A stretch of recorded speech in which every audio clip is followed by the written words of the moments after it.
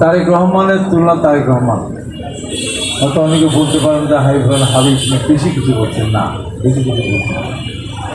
যেমন উনি সৌভাগ্যবান সন্তান এই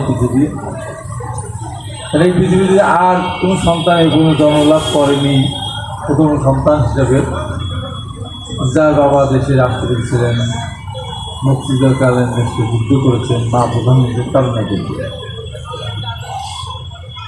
তো সেই তারেক রহমান এই পৃথিবীতে সবচেয়ে নির্যাতন ভোগ করেছিল। দেশের এমপির মধ্যে না হওয়া সত্ত্বেও 111 সরকার যখন ময়মনসিংহ রোড থেকে গ্রেপ্তার করে নিয়ে গেল, আমরা তখন দেখলাম তো অসম্মানজনক অবস্থা।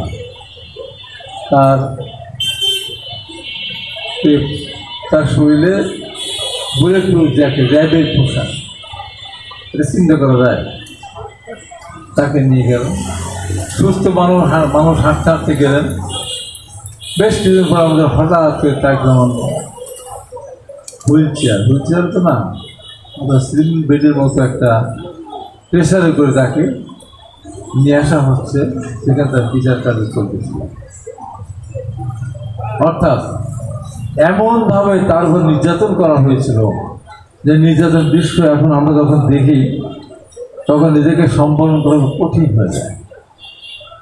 এই উপর থেকে হাত বেঁধে তাকে পিটাচ্ছে, তারপর সেখান থেকে ফেলে দেওয়া হলো, তার মধ্যে হাড় ভেঙে দেওয়া হলো। ওই অবস্থায় তাকে কোর্টে নিয়ে আসা হয়।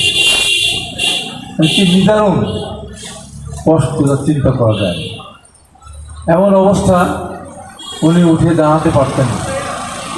এমনি একটা ঘটনা, উনি পিজি হসপিটালে এসেছিলেন, আমি গিয়েছিলাম দেখা করতে তার সঙ্গে। দেখি অনেক ছেলেরা, ছাত্রদল, যুবদল, বিএনপির অনেক নেতৃবৃন্দ তাদের সঙ্গে পুলিশ দুর্ব্যবহার করছে।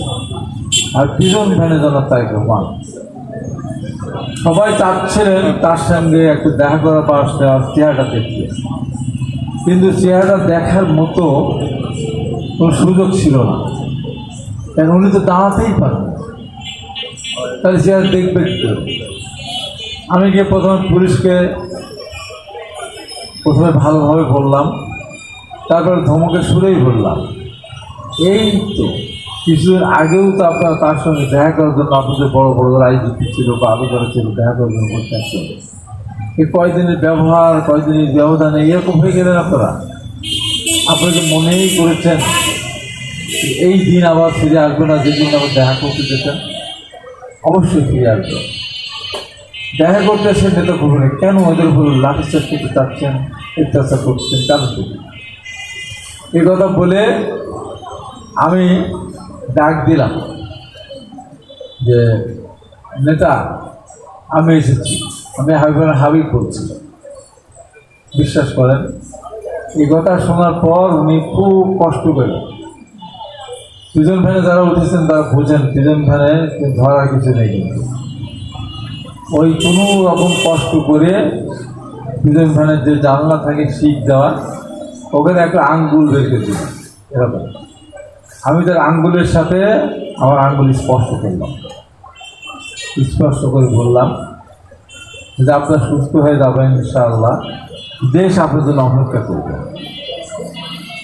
আজ থেকে 18 বছর আজকে সত্যি সত্যি বাংলাদেশ তারেক রহমানের জন্য অপেক্ষা করছে। ইনশাআল্লাহ তারেক রহমান আমাদের মাঝে ফিরে আসবে। এই তারেক রহমান এত অত্যাচারিত হওয়ার পরেও, নির্যাতিত হওয়ার পরেও, অসুস্থ থাকার পরেও এই বাংলাদেশের মানুষের কথা উনি ভাবেন,